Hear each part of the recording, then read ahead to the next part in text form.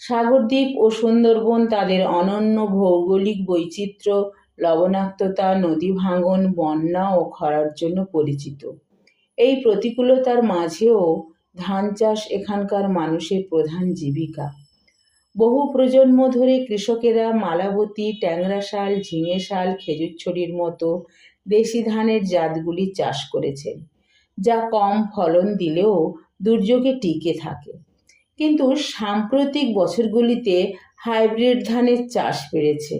এগুলো ফলন বেশি দেয় কিন্তু দুর্যোগে টিকে থাকে না, বরং কৃষকেরা বাইরের বীজ ও রাসায়নিকের উপর নির্ভরশীল হয়ে পড়েছে। এই পরিস্থিতি পাল্টাতে চালু হয়েছে কমিউনিটি সিড সিস্টেম বা সিএসএস। স্থানীয় বীজ ব্যাংকের মাধ্যমে কৃষকেরা বীজ সংগ্রহ, সংরক্ষণ ও বিনিময় করেন।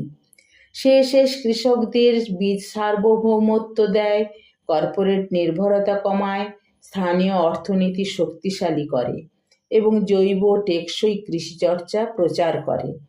এখানে নারীরাও নেতৃত্ব দিচ্ছেন প্রশিক্ষণ, চাষ ও বাজারজাতকরণে।